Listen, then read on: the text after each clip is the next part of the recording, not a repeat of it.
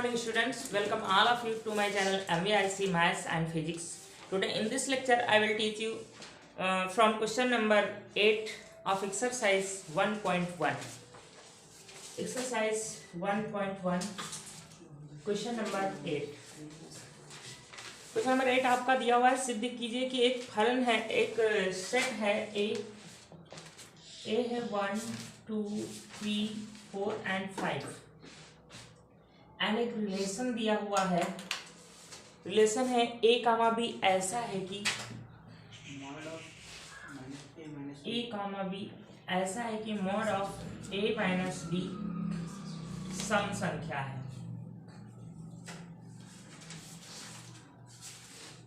सम संख्या है तो आप ये रिलेशन सेट बना ही लीजिए पूरा, क्योंकि ज्यादा तो बनाना नहीं है।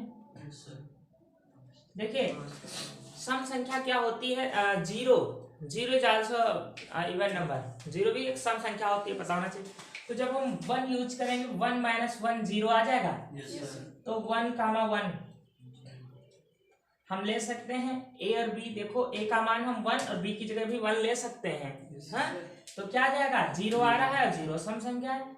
ऐसे 2 कामा 2 3 कामा 3 4 कामा 4 4 कामा 4 एंड 5 कामा 5, ये सब हम ले सकते हैं। इन सब में यहाँ पर क्या प्राप्त हो रहा है, एक सम नंबर प्राप्त हो रहा है, मीन्स जीरो प्राप्त हो रहा है, जो कि सम संख्या है।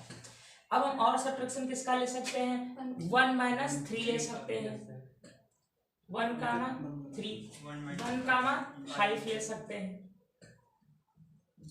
1 कामा 5 ले सकते हैं। और हम क्या ले सकते हैं, 2 कामा 4 ले सकते हैं। और कोई रिलेशन यहाँ पर हो सकता है 3 कामा 5, ये भी इवन नंबर है। 5 कामा 1, अब जो है 1 कामा 5 हम ले चुके हैं, ठीक है। हम यहाँ पर 5 कामा 1 भी चूज कर सकते हैं, क्योंकि किसी भी सेट में 1 कामा 5 है तो 5 कामा 1 रखा जा सकता है। ऐसे 3 कामा 1 ये भी रखा जा सकता है। और यहाँ पर 5 कामा 1 4 कामा 2 और 5 कामा 3, ये जो है अलग अलग, इसको क्या कहते हैं आप, एलिमेंट कहते हैं ना। ये एक सेट है और इस सेट में ये क्या रखे हैं, सब एलिमेंट रखे हैं, ये कॉमा लगा रहे हैं, सब अलग अलग एलिमेंट हैं। तो 3 कामा 1 एंड 1 कामा 3 अलग अलग एलिमेंट हो गए। ठीक, आप शुरू करिए, इसमें सारे लगभग बन गए हैं, कोई भी बचा नहीं है शायद। अब हम पहला देखेंगे सुतुल के लिए, तो लिखेंगे 1 कामा 1 2 कामा 2, अब तो बहुत है, सबको मालूम dot dot are element of relationship, जहां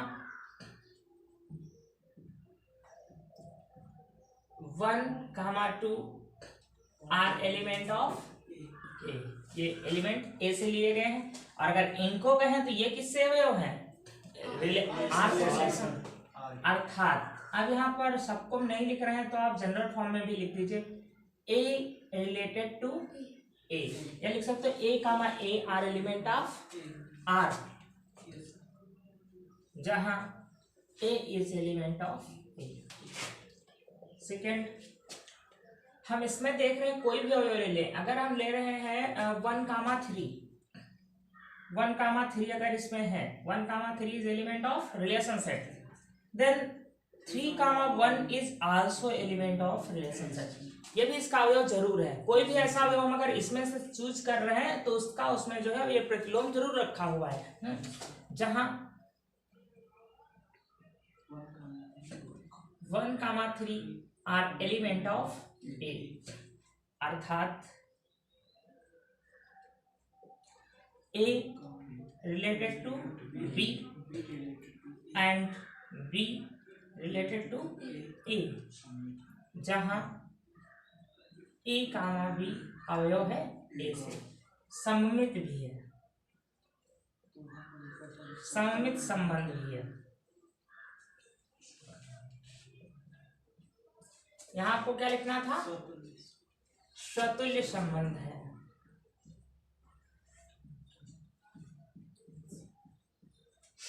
स्वतुल्य संबंध है ये। अब संक्रामक के लिए वो भी हो जाएगा, हम चलिए यहाँ पे प्रूफ कर दे रहे हैं। संक्रामक के लिए देख लीजिए, कोई भी अगर हम ले लें, जैसे यहाँ पर हम ले लें 2, 2 ले लें, फिर 2 से 4 ले लें, ऐसा देख लें। जैसे हम ले रहे हैं 2, 2, यदि 2, 2 अवयव है रिलेशन सेट का और 2, 4 भी तो है ना अवयव है रिलेशन सेट का, तो कोई और दूसरे प्रकार का भी ले सकते, 1, 3 अगर ले लें, 3, 5 ले लें, इसको देख लो 1, 3 एंड 3, 5, तो 1, 5 it's also element of relationship. ये जरूर है जहां 1, 2, 1, 3, 5 अवयव है ए से, अर्थात में क्या लिखोगे, A related to B and B related to C, तो ए रिलेटेड टू सी, जहां ए बी सी अवयव है ए से। संक्रामक संबंध भी है,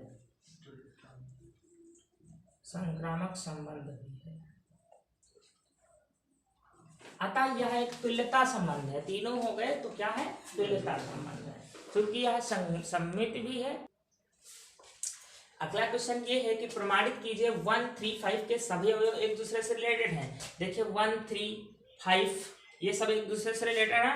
1, 3 का भी रिलेशन है, 1, 5 का भी रिलेशन है, 3, 5 का भी रिलेशन है। ये देखो सभी अवयव परस्पर रिलेटेड है। तो लिख दोगे कि हमारे संबंध फलन से, रिलेशन सेट से स्पष्ट है कि 1, 3, 5 के सभी अवयव एक दूसरे से रिलेटेड हैं। जैसे कि ये एग्जांपल दे दोगे 1, 3, 1, 5, 3, 5, ठीक। ये फिर अगला क्वेश्चन है एक दूसरे से संबंधित और समुच्चय 2, 4 के सभी अवयव एक दूसरे से संबंधित हैं। 2, 4 ये देखो 2, 4 और 4, 2 भी होगा, 4, 2 लिख दोगे। रिलेशन सेट से स्पष्ट है, संबंध समुच्चय से स्पष्ट है कि 2 और 4 के सभी अवयव एक दूसरे से रिलेटेड हैं। अगला है 1, 3, 5 का कोई भी अवयव 2, 4 से किसी अवयव से संबंधित नहीं है। तो आप लिख देना रिलेशन सेट से स्पष्ट है कि इनसे संबंध होने पर, अर्थात 1, 3, 5 और 2, 4 से संबंध होने पर प्राप्त संख्या ऑड होगी। क्या होगी, विषम संख्या होगी, अतः इनका संबंध इस फलन में नहीं हो सकता। बस यही आंसर आपके हो जाएंगे। नाउ क्वेश्चन नंबर 9, एक आपका सेट दिया हुआ है A, X is element of Z. Z जानते हो, इंटीजर्स होते हैं, पूर्णांक होते हैं। Such as X is greater than equal to 0, greater than to equal to 0 and less than equal to 12।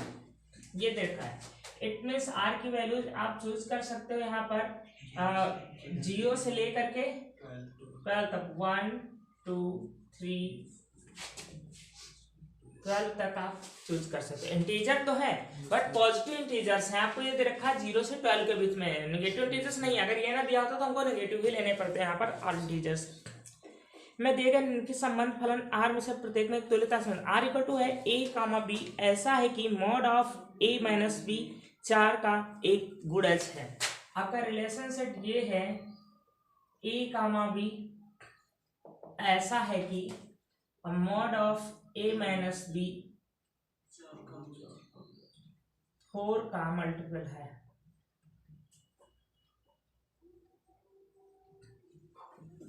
Four का मल्टीपल समझते हो, 0 इज आल्सो मल्टीपल ऑफ 4। 0 जो होगा तो सबका मल्टीपल होता है, सबका गुणज होता है। 0 हो जाएगा, फिर 4 हो जाएगा, 8 हो जाएगा, 12 हो जाएगा, 16 हो जाएगा। तो आपको ऐसे नंबर्स यहाँ पर चूज करने होंगे। आप रिलेशन सेट बना ही लीजिए, ऐसे नहीं काम चलेगा। तो आप यहाँ पर 0 ले सकते हो, 0 - 0, 1 - 1 ये सब ले सकते हो ना। अभी ये हम ऐसे दिखाएंगे, देखो किस प्रकार से यहाँ पर लिखेंगे। 0, 0, 1, 1 डॉट डॉट डॉट 12, 12 समझ पाए। इस प्रकार से लिख देंगे। इसमें समय 0 आ रहा है, 0 4 का मल्टीपल है। अब हमको जब लेना है यहाँ पर 1, तो 1 के साथ क्या होगा 5 होगा ना, तो साथ में 5 कामा 1 भी लिख दें। जब 2 लेंगे तो 2 के साथ क्या, अच्छा 1 के साथ ही साथ देख लीजिए फिर कौन कौन हो सकता है। 1 के साथ और कौन सा होगा, 9 होगा, 8 बचेगा ना। मॉड लगा है, पॉजिटिव या नेगेटिव इससे मतलब नहीं है। और 1 के साथ क्या हो सकता है, बस 9 और 1 हो सकता है। और कोई सेट बनेगा नहीं बनेगा। 1 - 12 करोगे तो 11 आ जाएगा, जो कि नहीं है, तो बस इतने बन सकते हैं। अब 2 के साथ देख लीजिए, 2 के साथ कितना 6, 6 का 2 4 आ रहा है ना। और 2 के साथ और कौन सा लेंगे हम, 2 के साथ 10 लेंगे, 8 बचेगा ना, 10 का 2 हो जाएगा। और कुछ ले सकते 2 के साथ, नहीं ले सकते। 3 के साथ 7 ले सकते हैं, 4 बचेगा ना। यहाँ पर 4 वाला देख लिया, हाँ 2 के साथ देख लिया। 7 के साथ 3, ये 3 हो गया। अब 4 का देखिए, अभी और भी तो होगा। 3 के साथ किसका 11 एंड 11 का 3। अब ये बिना बनाए जो है आप नहीं यहाँ स्पष्ट कर पाएंगे बहुत ज्यादा। अब यहाँ कॉमा लगा लीजिएगा, सब अलग अलग एलिमेंट है इस सेट के। अब क्या बचा, 3 से हो गया 4 और 8 का हो जाएगा ना। 4 और 0 का 4 लिखा कहीं, नहीं लिखा अभी। 0 का 4 होगा, 4 का 0 होगा। अब आ जाएगा 4 का 8 एंड 8 का 4। और क्या होगा 4 का 12, 12 का 4 हो जाएगा। अब 5 के साथ किसका हो सकता है, 5 के साथ 9 और 9 5 6 का। अब 5 का और किसी के साथ हो सकता है कि 8 बचे, नहीं बचेगा, नहीं हो सकता।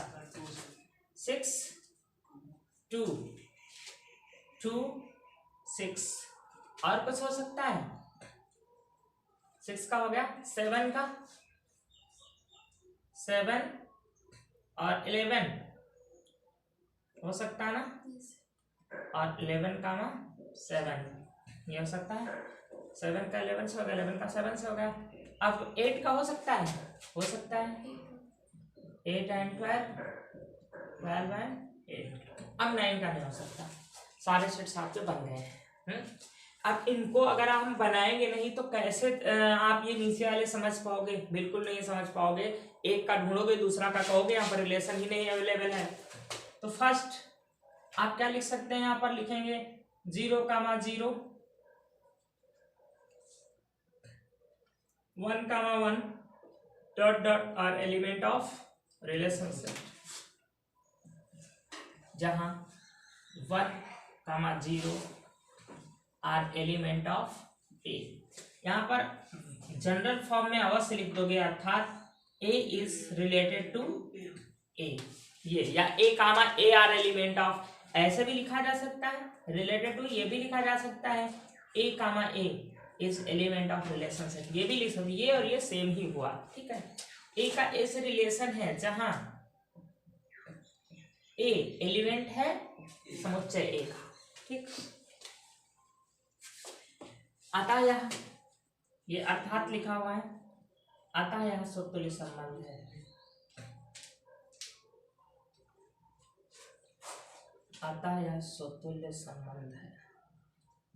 अब देखिए आपको हम समझा दे रहे हैं, अपने आप लिख पाएंगे, प्रयास करिए अपने आप लिखना ही है। देखिए 1 का 5 is element of relationship, then 5 का 1 इज आल्सो, कोई भी एलिमेंट ले लीजिए। 5 का 9 देन 9 का 5, 11 का 7 का 11 देन 11 का 7 है। कोई एलिमेंट जिसका इस प्रकार से इफ ए कामा बी, ए और बी में रिलेशन हो और बी ए में ना हो रिलेशन, ऐसा कोई और नहीं है, सब में मिल रहा है ना। तो एक एग्जांपल दे दोगे कोई, 3 का 7 is element of relationship, then 7 का 3 is also element of relationship, ठीक। ये एक एग्जांपल दे करके बाद में जनरल फॉर्म जरूर आपको लिख देना है, क्योंकि आप इतने सारे तो नहीं लिख पाओगे ना।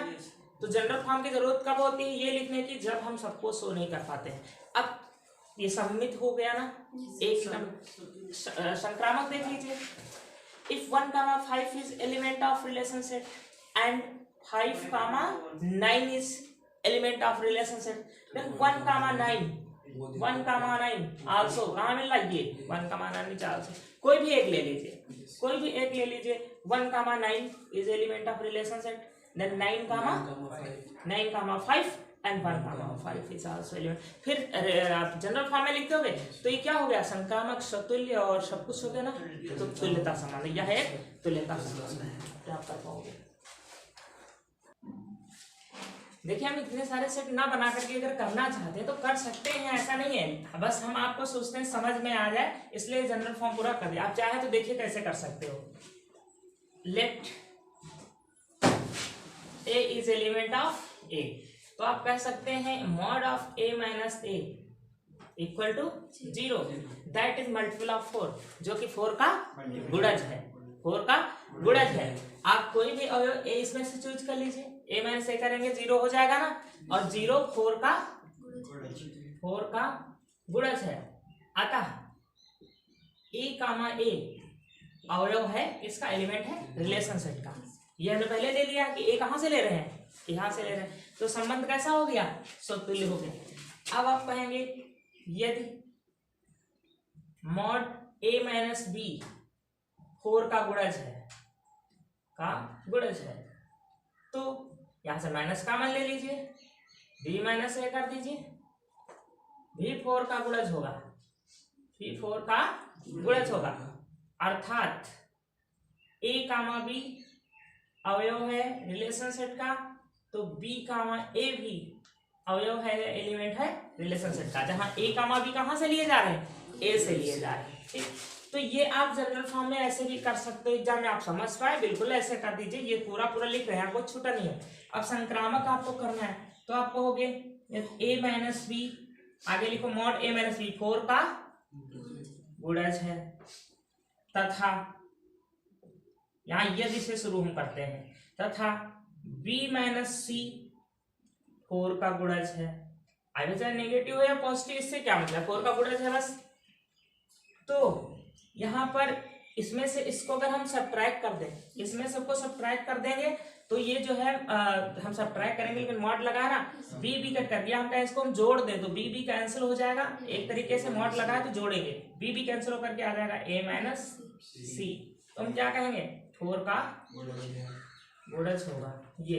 तो ऐसे हम कह सकते हैं, अर्थात एक जहां A comma B comma C element है रिलेशन सेट का, ऐसे भी कह दीजिए। ये सब एग्जाम इतना मत बनाइए, ये कर दीजिए इतना, 100% बिल्कुल सब सही है, ये से कर सकते हैं। बस आप समझ पाए कि ऐसा होगा कि अगर हम कोई ए बी दो अवयव चूज कर लें और ए माइनस बी को हम घटा रहे हैं तो 4 आ रहा है, तो बी माइनस ए करेंगे तब भी तो 4 ही आएगा, है ना।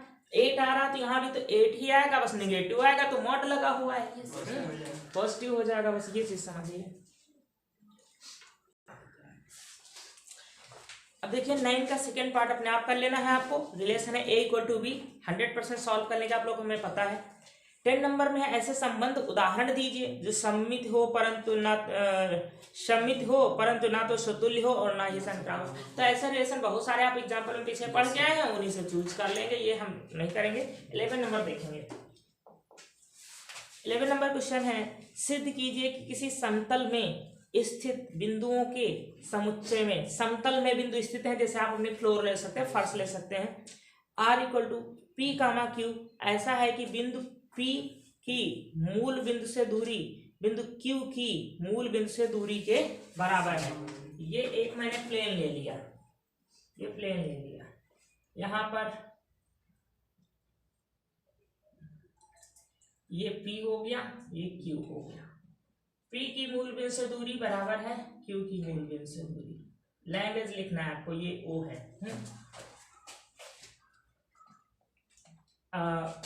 ए समुच्चय क्या है, रिलेशन सेट आपका क्या है देख लीजिए।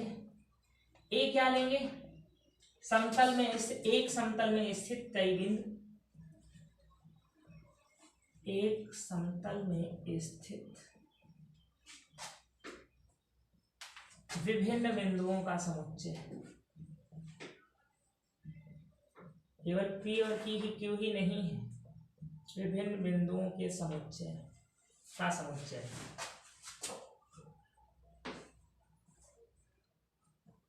ये एक सेट ए बना लो।